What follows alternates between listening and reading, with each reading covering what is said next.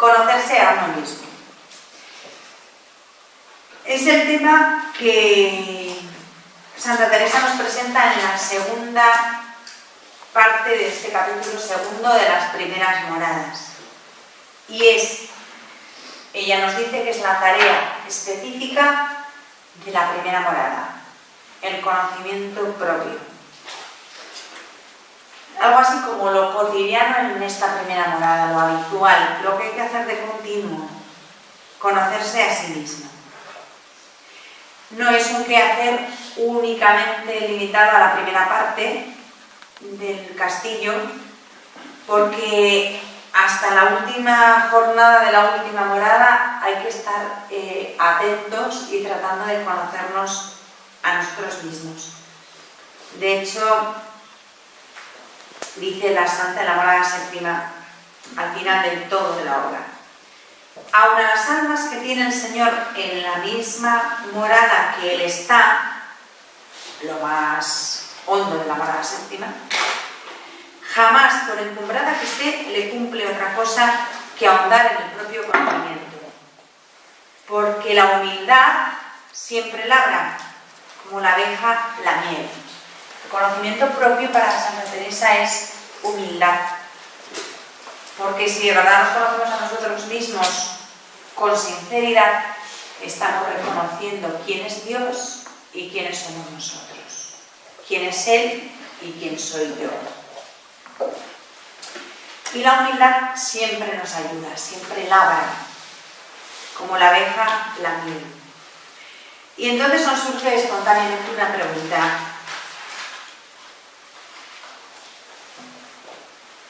¿En qué consiste ese propio conocimiento del que habla Santa Teresa como programa de estas moradas primeras, como proyecto para principiante?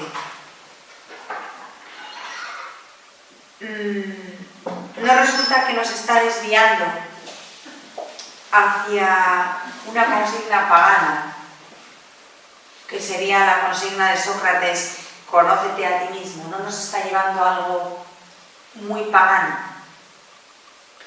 Pues sí, cuando Santa Teresa habla del conocimiento propio, sin querer, para uno que tenga nociones de filosofía, sin querer va a pensar en Sócrates, ¿no? O sea, conocimiento propio, conócete a ti mismo, pues uno que tenga conocimientos de filosofía piensa en Sócrates, y que no tiene conocimientos de filosofía no piensa en Sócrates, porque no tiene ni idea de lo que decía Sócrates, pero bueno, sí, o sea, tiene que ver algo con el principio socrático del autoconocimiento, ¿no?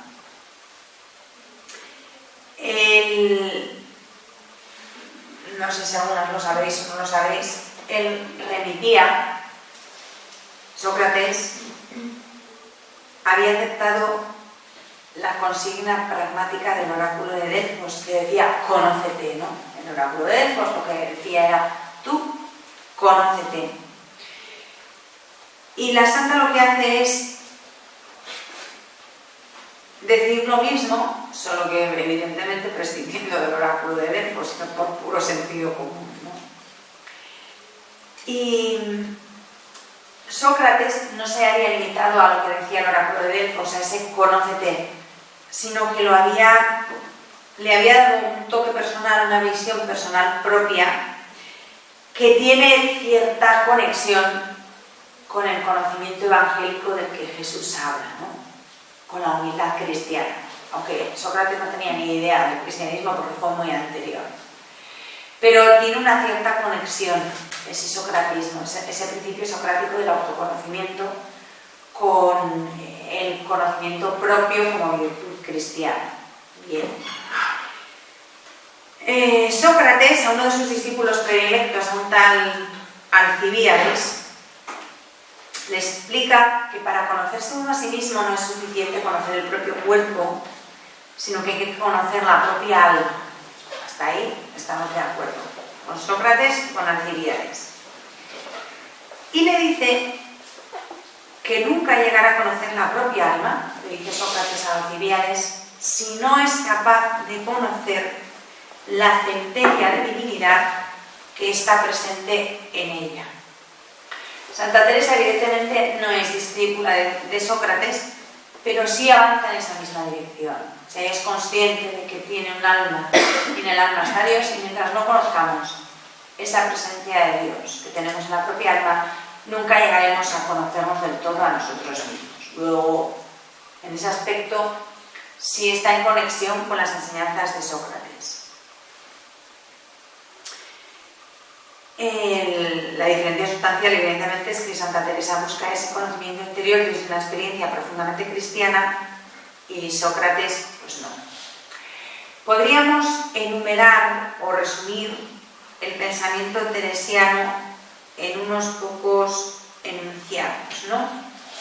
Y lo primero que Teresa propone al principiante es el símbolo del castillo, ya lo hemos visto, el castillo interior, para hacerle caer en la cuenta de la dignidad y hermosura de su alma. Que no solamente está hecha a imagen de Dios, sino que es capaz de Dios, capaz de contener a Dios. Y el principiante no se conocerá nunca a sí mismo si no se sabe habitado por Dios, habitado por Él. El hombre no es solo una centella de divinidad, que es lo que decía Sócrates, sino que Santa Teresa nos afirma que Dios mismo es el que está ahí presente en él, en el hombre, en el alma del hombre. No una centella o una fugaz, sino Dios presente en el alma del hombre.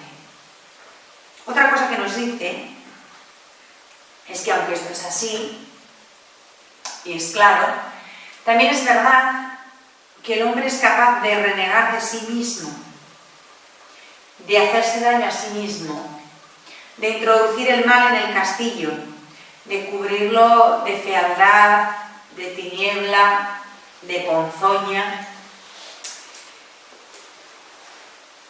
Y el hombre no se conoce bien a sí mismo si ignora esto, si ignora esta segunda dimensión de su ser. Grandeza, porque Dios está ahí, y en contrapunto, la propia miseria y la capacidad del mal, de hacer el mal, ¿no? Otra cosa que nos dice la Santa, otro punto importante o a tener en cuenta es el riesgo que tiene el hombre, esto lo tenemos y hay gente que es un exponente clarísimo de esto que voy a decir ahora mismo, la capacidad de ver solo ese lado negro de sí mismo, solamente la parte negativa.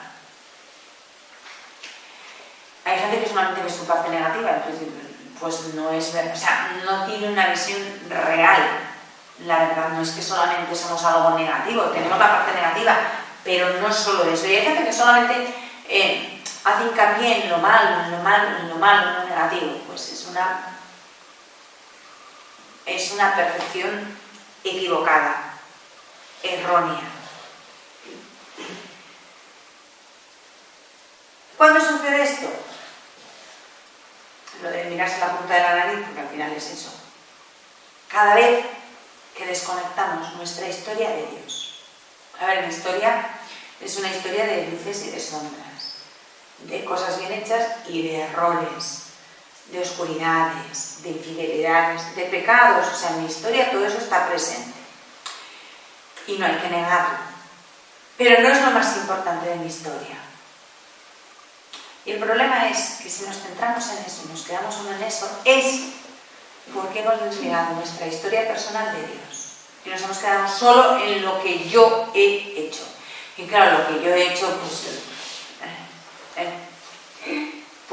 normalmente no merece la pena, ¿no? Lo que hemos hecho nosotros. Y si lo desconectamos de Dios, pues solamente nos quedamos en lo negativo. Y lo que se lograría, el resultado de esta situación es un conocimiento propio que tampoco es verdadero, que tampoco es real. Un conocimiento propio rastrero, frustrante, que produce malestar, que envilece a la persona y que al final no es verdad. Porque todo el mal que tú has hecho es parte de tu historia, pero no lo puedes desconectar del bien que también has hecho y sobre todo no lo puedes desconectar de Dios. Si tú expulsas a Dios de tu historia, pues la historia puede ser terrorífica, o sea, puede ser una historia para no dormir, ¿no? Otra cosa que nos dice Santa Teresa, importante, que hay que apuntar alto, muy alto. Dice, poner los ojos en el centro del castillo, eso se entiende, que es la pieza donde está el rey.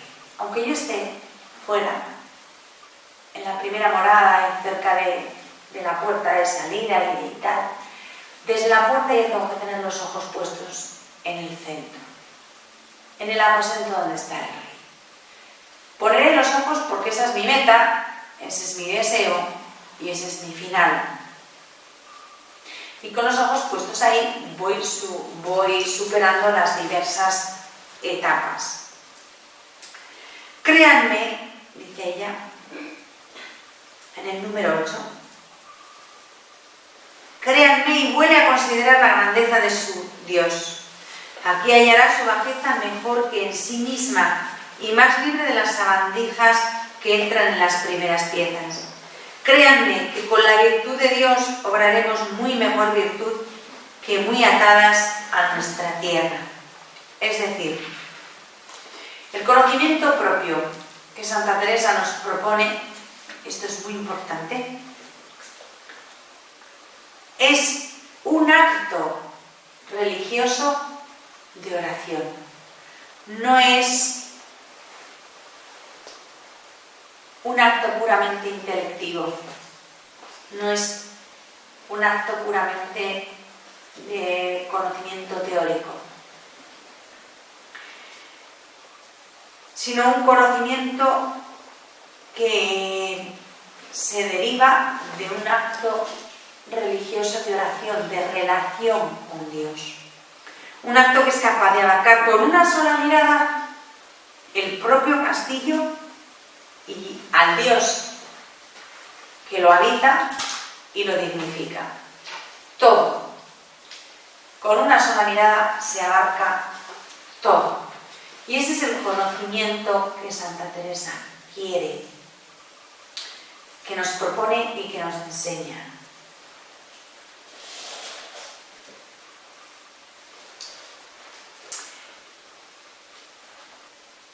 Porque nos dice ella lo siguiente. Dice en el número 9, jamás nos acabamos de conocer si no procuramos conocer a Dios, mirando su grandeza. Acudamos a nuestra bajeza. Mirando su limpieza, veremos nuestra suciedad. Considerando su humildad, veremos cuán lejos estamos de ser humildes. Lo que ella nos dice es que nos miremos en Dios como en un espejo. Entonces, viendo los atributos de Dios, por contraposición, veremos nuestras carencias, nuestras pequeñeces, nuestras pobrezas. La gran ventaja que tiene esta manera de conocimiento propio, a la luz de Dios, es, dice ella en el número 10, que nuestro entendimiento y voluntad se hacen más noble y más aparejado para todo bien, tratando a vueltas de sí con Dios. Y si nunca salimos de nuestro cielo de miserias, es mucho inconveniente. Las cosas que os he dicho son como un ramillete de ideas de una cosa que a mí no me gusta nada la denominación, pero que sepáis que se conoce así, ¿no? De lo que se llama socratismo teresiano. Y yo os digo yo que Santa Teresa tenía que ver con Sócrates como un huevo con una castaña, pero bueno, los estudiosos utilizan esa terminología, socratismo teresiano. Y que es un poco lo que estos puntos, ¿no? Estas consignas que os acabo de decir. Ella plasma o resume, no sé cómo definirlo, todo este manojo de ideas, esto que se llama el socratismo teresiano, lo refleja, lo plasma en un poema muy hermoso que se titula Búscate en mí, y que comienza con un estribillo que es: alma, buscarte has en mí y buscarme has en ti. En el libro de las moradas, lo vamos a volver a encontrar mucho más adelante,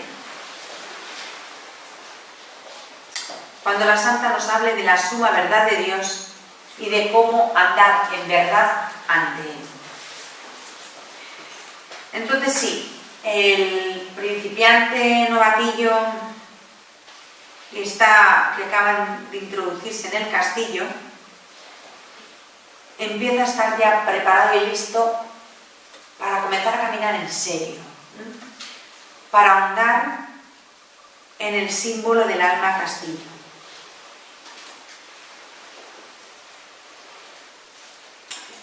Nos dice la Santa que no pensemos en un castillo estrecho, oscuro, angosto, monótono. Dice en el número 8, dice: no habéis de entender estas moradas una en pos de otra, como cosa en hilera. Las cosas del alma siempre se han de considerar con plenitud y anchura y grandeza, que es capaz de mucho más de lo que podemos considerar. Entonces, un poco la versión teresiana de lo de el hombre no puede pensar lo que Dios ha preparado para los que le aman, ¿no? Pues no tenemos capacidad de comprender todo lo que Dios nos quiere dar. Es mucho más, dice ella, de lo que podemos considerar, pero sobre todo que pensemos que las moradas en realidad son un itinerario, ¿no? Entonces no son estancias perfectamente delimitadas. Acaba la primera, entras en la segunda, caminas en la segunda, llegas a la tercera. No, así está llegando la séptima. No es así. Las moradas, cada morada es un estado del alma. Pero el alma, primero no hay dos almas iguales, con lo cual no hay dos castillos iguales, con lo cual no hay dos itinerarios por el castillo iguales. Los hay similares, parecidos. Santa Teresa nos cuenta su itinerario, el suyo personal, y por analogía podemos ir viendo otros itinerarios de otras almas. Pero no es perfectamente delimitado, porque estamos hablando del Espíritu Santo y de un itinerario espiritual. Entonces, en este caso, no siempre 2 y 2 son 4, sino que los límites, la linde de una morada a otra, no siempre está definido. Y puede haber almas que estén entre las segundas y terceras moradas, entre las primeras y segundas, o que tienen ciertas características de las segundas, pero aún les queda algo que es un residuo, un resto de algo típicamente de las primeras, ¿no? Que puede ser que estén las terceras, pues con cosas típicas de la tercera, como por ejemplo el ser tan concertada, que dice ella, ¿no? Pero de repente no sabes qué pasa, que esa alma que está en las terceras moradas y moviéndose y viviendo y experimentando cosas propias de las terceras moradas, de repente tiene una cosa colgando, algo que lleva a rastras que es típico todavía de las primeras y sigue peleando ahí, pero no está en las terceras. Pues sí, pero te arrastra todavía, hay algo que no ha superado, que no ha crecido, que es de las primeras. Hoy de repente llegó a las quintas, qué maravilla, unión de la voluntad, esto marcha, qué estupendo, y de repente le entra un ataque de razonabilidad de las terceras, de estas que todo es contado, medido, pesado, organizado, tan concertado que volvió para atrás. Pero ya no, sí, pero bueno, que quiere decir que esto no es perfecto y no se fluctúa. ¿Dónde está? Pues entre las cuartas, las quintas, las sextas, eta y dentro, ya. Básicamente, quiero decir, ¿no? O sea, no es tan sencillo, no está tan perfectamente y milimétricamente delimitado, ni mucho menos, porque Dios no es así, la vida del Espíritu tampoco. Y sobre todo hay dos moradas, que son la cuarta y la quinta, donde ¿Dónde termina la cuarta y dónde comienza la quinta? Es, yo creo, lo más difícil de todo el libro. Y en definitiva dices, ya a mí qué más me da. En acabando la cuarta empieza la quinta y va pasando todo esto. Mire, ¿dónde está el límite? Si no lo sabía ni Santa Teresa, lo vamos a saber el resto. ¿Dónde termina la contemplación adquirida y dónde empieza la contemplación infusa, que es la verdadera contemplación? Pues en las quintas. ¿Pero en qué momento de las quintas? Pues en el tránsito de las cuartas a las quintas. Luego no es, yo he llegado ya a la contemplación y ya siempre mi oración va a ser contemplativa. Puede volver a ser de meditación discursiva, entonces se retrocede un poco. Hay días, momentos, temporadas, gracias puntuales de las quintas y vuelves a las cuartas. O estás siempre en las quintas ya de manera habitual y de repente hay un retroceso y te encuentras haciendo una meditación más simple que me cambian un paraguas y estás otra vez en las cuartas. Pero porque la vida espiritual es así, ¿no? Y es lo que ella nos dice, que no hemos de entender estas moradas una en pos de otra, como cosa enhilada, dice ella, o sea, en hilera, cuando van en fila. Las cosas del alma siempre se han de considerar con plenitud y anchura y grandeza. Esto es muy teresiano, no encoger, no agobiar, no constreñir, no angustiar. Que no consideren pocas piezas en el castillo, sino 1 millón, que lo dice ella, o sea, 7 moradas pero 1 millón de habitaciones. Bueno, el plano, Google Maps, con el castillo interior, ¿no? O sea, ¿dónde estoy? Pues el problema es que no te detecta ningún satélite, entonces no sale. Porque es algo entre Dios y el alma y no podemos pretender controlarlo. Y pretender comprenderlo es una manera de controlarlo, porque el conocimiento es control, da seguridad, da.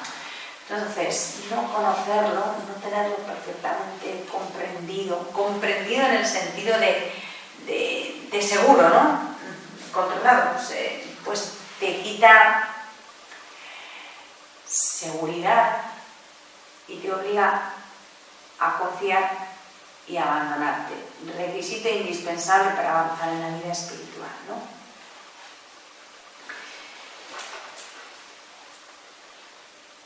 Y luego dice una cosa preciosa, que ya lo dice en el Camino de Perfección, capítulo 41, y lo vuelve a repetir aquí en las moradas. Dice, importa mucho a cualquier alma que tenga oración, poca o mucha, da lo mismo la oración que tengas, poca, para esto para decir, poca o mucha, que no la arrincone ni apriete.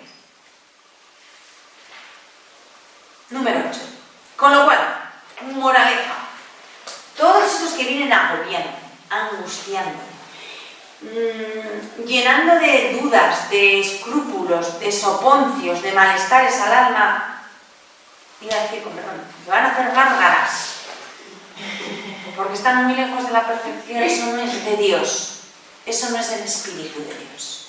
Los sofocos, los sopiriponcios, las angustias, los apretamientos, los agobios, las estrecheces, no son de Dios. Todo lo que pueda manipular y agobiar a un alma no es de Dios, es del espíritu del mal. Pero vamos, lo digo con toda paz. Lo dice Santa Teresa, que es maestra de oración. Lo dice en sentido común. Porque de Dios es la paz, de Dios es la anchura, de Dios es la serenidad, la confianza. Los sopitiponcios no son de Dios. Los agobios, las angustias, los miedos, porque todo está mal, porque todo es pecado, porque todo es condenación, porque todo es... Eso no es de Dios. Pero clarísimamente no es de Dios. Eso suele ser del demonio, del espíritu del mal. O de los tontos, que suelen ser la mano derecha del diablo. O sea, tenemos que ver un tonto de guía espiritual. Naufragio seguro. Neurosis súper segura. No, o sea, todos esos encogimientos, todos esos agobios, todo eso no es de Dios. La paz es el lenguaje de Dios. Entonces dice que no se arrincone ni se apriete el alma, que importa mucho. Conocer el alma sí, pero no para angustiarse, sino para tener conciencia clara y conocimiento claro de lo que está mal y de dónde hay que empezar a trabajar y qué cosas hay que enmendar, pero con paz, sin angustias, sin sudores, sin arrinconamientos y sin apreturas. Esto es muy importante. Sin victimismos, sin ponerse epítetos cariñosos a uno mismo. No valgo para nada, soy un asco, vaya marrón, soy un bodrio. Mira, deja de ponerte calificativos. Si hay cosas mal en tu vida, las habrá, porque eres humano y las tiene que haber, es normal que las haya. Míralas serenamente, entérate de lo que está mal y ponte a arreglarlo. Pero meterte en un rincón, romperte la cabeza contra la pared y decir no hago para nada, soy un horror, qué espanto, soy lo peor. ¿Con eso qué? Con eso lo único que haces es entrar en una espiral de victimismo, de desprecio propio, que Dios no quiere. Dios no quiere eso. Porque el que haya cosas mal en una persona significa simplemente que es persona, que es normal, que no es un ángel ni la segunda edición de la Inmaculada Concepción, sino es un individuo normal y corriente, de estos que, en fin, descendiente de Adán y Eva, no suena, ¿no? Entonces, tiene cosas mal en su vida, lógico, porque es humano. Tiene que tener conocimiento de eso que está mal en su vida para poder ponerse a trabajar e ir enmendándolo, ¿vale? Pero no tiene que machacarse, porque eso ya no es de Dios. Eso suele ser un amor propio como la copa un pino. Una soberbia que te caes de espaldas. Porque la persona que es humilde ve su pobreza serenamente y descansa en Dios porque no espera encontrarse estupenda. Uy, tengo este agujero, fíjate, solo tengo uno y empezar a encontrar 5 o 6, pues vale, tengo un agujero. Bien, no pasa nada, que tengo un agujero, ya lo tiene el otro, que el mío es peor, no, mira, no sé si es peor o mejor que el de la tendrá que arreglar el suyo y yo a ver qué hago con el mío. Pero hay que aceptarse a sí misma como uno es. Porque la persona que no se acepta a sí misma ni ama a Dios, ni ama al prójimo, ni ama a nadie. La persona que no se acepta a sí misma es incapaz de amar a nadie.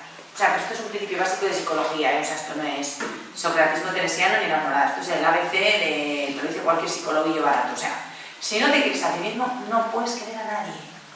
Es que esto es como básico, o sea, esto es así. Quererse a sí mismo no significa decir soy estupenda, soy súper guay y soy lo más. No, significa asumirse como uno es. Ni soy lo peor de lo peor, ni soy lo mejor de lo mejor de lo mejor. Soy como soy. Y como soy, me asumo. Luego una cosa que también es importante. Vivir en lo gris. Aceptarse normal, del vulgo. No es que tengo que ser excepcional aunque sea en lo mala. Pues no. O excepcional en lo bueno. Pues no. Entonces, normalita, ni especialmente mala ni especialmente buena. Y lo que tienes mal, simplemente hay que aceptarlo. Amemos nuestra pequeñez, la otra Teresa. Amemos no sentir nada. Qué bonito es decirlo. Qué difícil es hacerlo. Luego vamos y cantamos súper bien. Lo que agrada a Dios en mi pequeña alma es verme amar mi pequeñita y pobreza. Y yo cuando cantamos un tercer pienso, digo, ¿lo estaremos cantando de verdad? No somos una patrulla de mentirosas. Estamos aquí cantando esto, pero no amamos nuestra pequeñita y pobreza. No, es que parece una idiotez. Es una de las cosas más difíciles. Amar que soy así. Y creerme que soy amada así como soy. Esto os aseguro que un montón de gente, pero montones, que voy conociendo ya de comunión diaria, no se lo cree. Pero luego lo cantamos. Pero cantidad de personas con una vida cristiana seria y comprometida no se lo creen. No se creen que Dios nos ama como son. Con lo cual, seguirán en la primera y en la segunda morada hasta el día del juicio por la tarde. Porque es que es imposible avanzar. Pero ni humanamente, ni crecer humanamente, ni madurar humanamente, si tú no te asumes a ti misma como eres, no como te sueñas o como querrías ser, como eres. Es que mido 1,25 m y peso 90 kilos. Estoy opositando albóndigas desde que nací. Pues eso no pasa nada. Las albóndigas también son de Dios. Yo no. Yo mido 2,25 m y peso 45 kilos. Digo, bueno, pues los alfiliteros también son de Dios. No pasa nada. Pero si no asumes tu realidad, la que te haya tocado en suerte, y no la quieres, no vas a avanzar nunca. Y sobre todo no vas a querer a nadie. Porque es un mecanismo psicológico de compensación. Como yo no me siento querida, no soy capaz de quererme a mí misma, creo que nadie me quiere tampoco, con lo cual yo no quiero a nadie. Porque no puedo. Porque para amar necesitamos sabernos amados. Si yo puedo amar a alguien, es porque sé que Dios me ama. Y si no, no puedo. O sea, necesito corresponder al amor de Dios y entonces surge en mí la necesidad de amar a otros. Si no, es que es imposible. Es que cuando digo esto muchas veces la gente se cree que no. O sea, es que es de verdad la persona que no ama su propia pobreza, nunca va a poder ser misericordiosa con nadie. Esto es muy corto, ¿eh? Pero es así.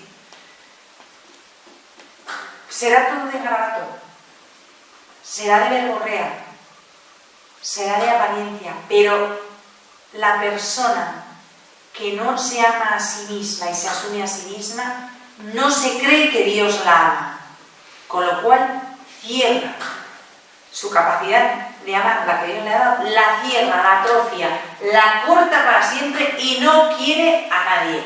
Aunque exteriormente diga que quiere muchísimo a todo el mundo, aunque te dé 1.500 besos y abrazos, no te está amando de verdad porque está cerrando ella misma esa propia capacidad, la niega,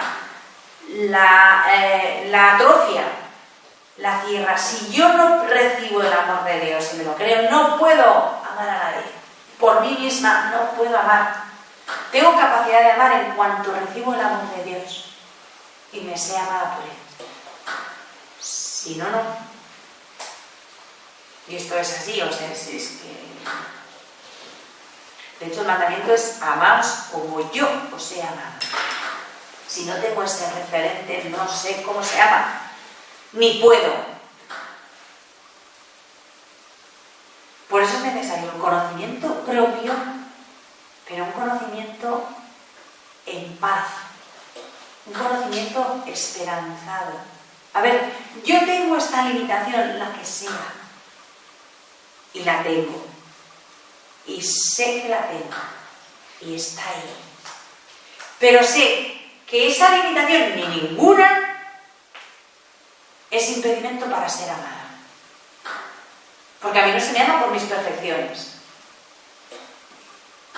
Se me ama porque soy hija de Dios.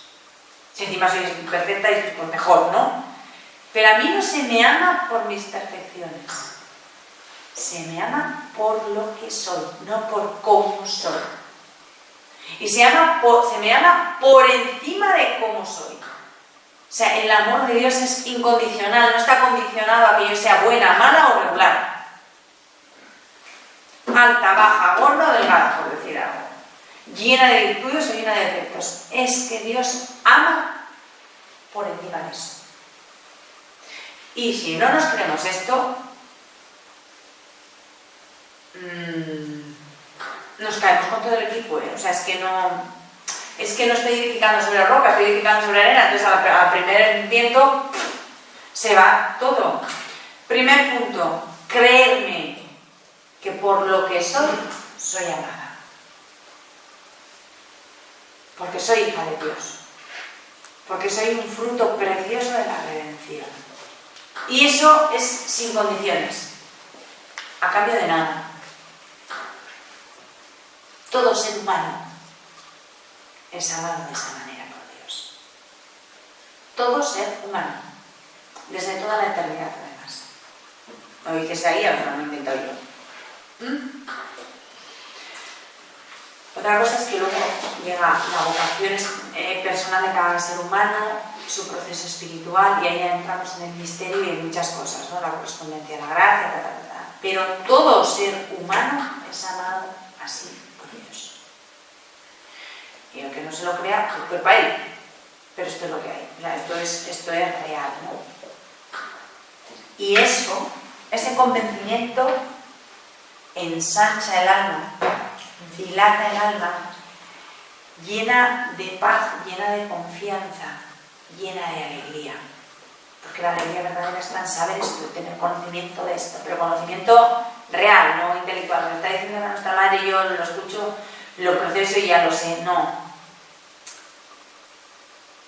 Esto que estoy diciendo tiene que ser experiencia de vida de cada uno.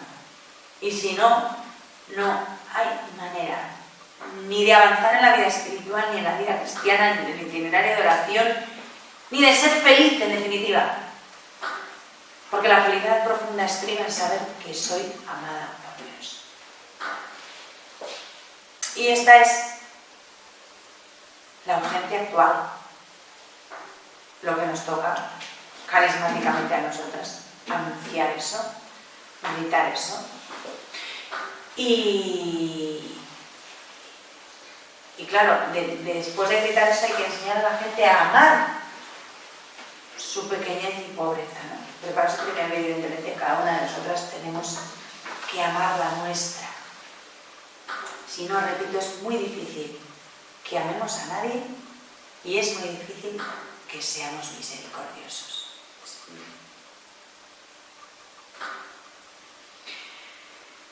Y después de esto, Santa Teresa lo que hace es dar unos consejos al morador de las primeras moradas, al que está ahí instalado. Les da una serie de consejos. Hemos visto con claridad que lo que nos ha dicho hasta ahora son tres cosas muy importantes, ¿no? En estas moradas primeras, que son el sentido de la propia dignidad, ahí ha machacado mucho el clavo, el sentido de Dios y el sentido del pecado. Esos son los tres pilares sobre los que Santa Teresa estaba ahí machacando y poniendo de relieve, ¿no? Bien. Y ahora, teniendo presente estas tres cosas, empieza a configurarse una vida nueva de quien entra dentro del propio castillo y empieza a caminar, ¿no? Y para esto pues nos da una serie de consejos. Hay uno que es muy teresiano y que ella repite muchas veces en todas sus obras. Y es poner los ojos en Cristo nuestro bien. Educar la mirada, mirar que la mira, mirar a Jesús y no dejar de mirarle, poner los ojos en el crucificado, nos dicen las moradas séptimas, y si os hará todo poco. No os pido más de que le miréis, nos ha dicho en el camino, número 26. Es continuo, o sea, el magisterio teresiano es insistente en mirar a Cristo, mirarle, poner los ojos en Cristo nuestro bien. Esto lo dice en el número 1. Es un postulado de la pedagogía espiritual de Santa Teresa, ¿no? Es como uno de los pilares fundamentales. Es la quinta esencia de la buena noticia que Teresa nos tiene que contar. Y, por ejemplo, en el libro de la vida, el capítulo 26,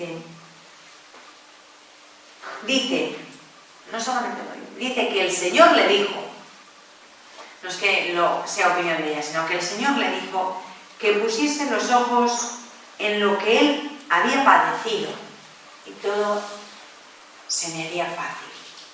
Vida 26.3. Es Jesús mismo quien le dice a ella que contemplemos eso, que miremos eso. Y ahora ella toma este consejo del que ya nos ha hablado en el libro de la vida y lo convierte, como si dijéramos, en el ABC del principiante. Después nos dice también que tomemos, en el número 11, a su bendita Madre por intercesora. Es una de las pocas veces que Santa Teresa habla de la Virgen.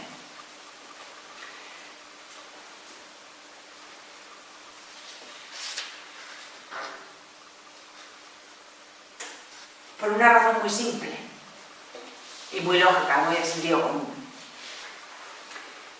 Que la vida en las primeras moradas no es idílica, no, ni cómoda, ni fácil. Es una vida de mucha lucha. Y como hay que luchar, porque se impone la lucha, dice que el que comienza tiene poca fuerza para defenderse, no está todavía muy entrenado ni muy fuerte, y entonces tiene que acudir continuamente a su majestad, a la Virgen y a los santos. Hay que pedir ayuda, hay que buscarse valedores e intercesores, ¿no? Otro consejo que nos da es, después de mirar a Cristo y buscarnos apoyo, que seamos conscientes, y bien conscientes, de la situación precaria con que comenzamos. Son muchas las almas que entran en el castillo, muchas, pero como aún están muy embebidas en el mundo, engolfadas de sus contentos y desvanecidas en sus honras y pretensiones, dice, no tienen fuerza los vasallos y fácilmente estas almas son vencidas, aunque anden con buenos deseos de no ofender a Dios y hagan buenas obras, dice en el número 12. Los vasallos son los sentidos y potencias del alma. Los sentidos internos y externos. Sentidos internos ya sabemos cuáles son, ¿no?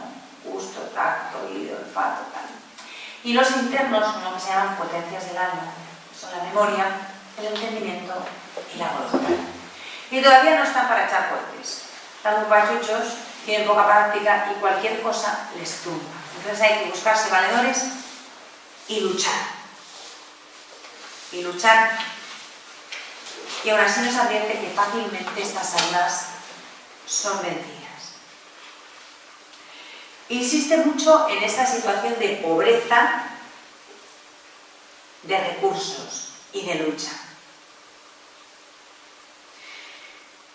En el número 14 dice, habéis de notar que en estas moradas primeras aún no llega casi nada de la luz que sale del palacio donde está el rey, porque aunque no están oscurecidas y negras como cuando el alma está en pecado, está oscurecida de alguna manera para que la pueda ver, porque con tantas malas culebras y víboras y cosas ponzoñosas que entraron con él, no le dejan advertir la luz.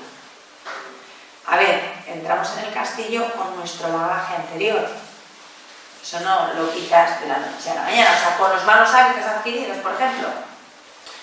Entonces, dices, ya el alma está en gracia, propiamente no hay un pecado mortal, pero sí una tendencia al mal, porque tiene unos hábitos adquiridos, unos hábitos malos que no le dejan captar todo lo bueno, ¿no? Entonces, hasta que eso se va superando, pues hay que luchar, porque las tentaciones son muchas, múltiples, variadas, y el alma todavía no está fuerte. Entonces fácilmente sucumben a las tentaciones.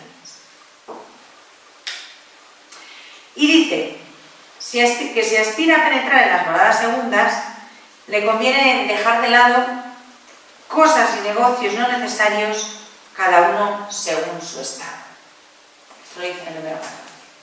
Es el momento de que si hacemos una opción seria por la vida espiritual y la vida de oración, pues abandonar ciertas cosas, ciertos hábitos que no son buenos a la hora de ayudar y que pueden ser impedimentos, que no son propiamente pecado, pero que no ayudan a la virtud. Entonces, dice que hay que abandonar ciertos hábitos, ¿no?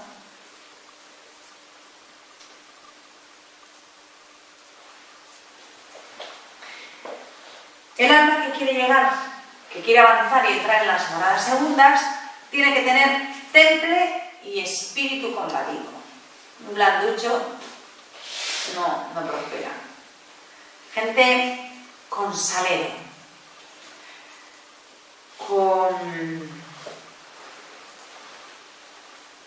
con verdaderas ganas de llegar a la morada principal. Porque echándole ganas, muchos no llegan, pues si no le echas ganas, pues no. Dice ella, mirad que en pocas moradas de este castillo dejan de combatir los demonios.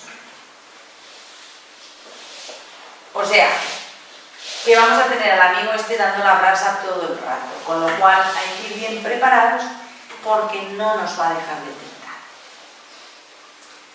La travesía, desde luego, no es para espíritus mediocres y flojos. Esos, pues, que se queden en el foso jugando con las bandijas y ya está. Porque no van a entrar. O sea, hay que poner toda la carne en el asador y pelear, luchar. Se requiere, dice, un centinela permanente, estar continuamente vigilantes, porque el enemigo se transfigura en ángel de luz. Para mejor engañar. Esto lo dice en el número 15. Dice en el número 16, es como una liga sorda. No hay que dejarse sorprender. O sea, el demonio no se cansa. Generalmente nos cansamos nosotros antes que él. Hay que ser más tercos que él. Él es insistente. Y no nos deja. Y busca un recurso, busca otro, para descentrarnos, para distraernos y para hacernos retroceder, sencillamente. O sea, no le interesa en absoluto que avancemos. Entonces, él no ceja. Él no descansa. Y, por último, nos dice que es muy importante desde el principio tener claro el ideal que perseguimos. Poner los ojos en el ideal que perseguimos.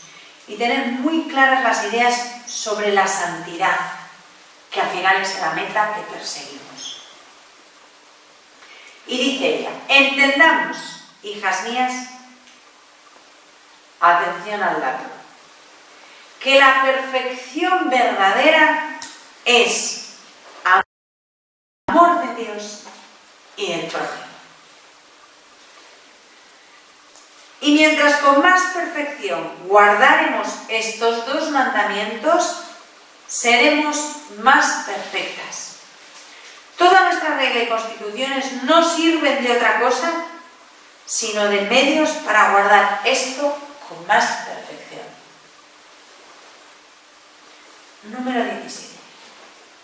Y de esto hay cantidad de cristianos que todavía no se han enterado.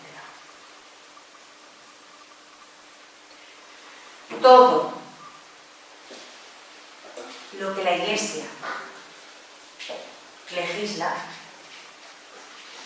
constituciones de institutos religiosos, reglas de institutos religiosos, constituciones dogmáticas, exhortaciones apostólicas, todo el magisterio ordinario y por supuesto el extraordinario de la Iglesia, todo, todo, todo está encaminado a esto, al amor de Dios y del prójimo. Porque la santidad es esa. La perfección verdadera es el amor de Dios y el prójimo. Y todo, todo, todo va encaminado a eso. Luego no nos podemos quedar en los medios. No nos podemos quedar en las normas, sino que hay que ir al amor de Dios y del prójimo. Así que Santa Teresa nos ha leído la cartilla, bien leída además, ¿no? La cartilla del principiante. Nos ha dado unas cuantas collejas, nos ha lanzado al ruedo, nos ha dicho que espabilemos y nos ha puesto delante unas cuantas verdades para de alguna manera, ¿cómo diría? Inmunizarnos contra espejismos, contra tópicos, contra mentiras o medias verdades en estos primeros pasos del camino espiritual. Ella nos ha repetido varias veces, o sea, no nos ha engañado, que nos espera lucha, y bastante lucha, y de manera especial en cuanto doblemos en el recodo y entremos en las segundas moradas, que ya es lo siguiente. Con esto que hemos dicho, se dan por concluidas las primeras moradas y empezaríamos ya las segundas.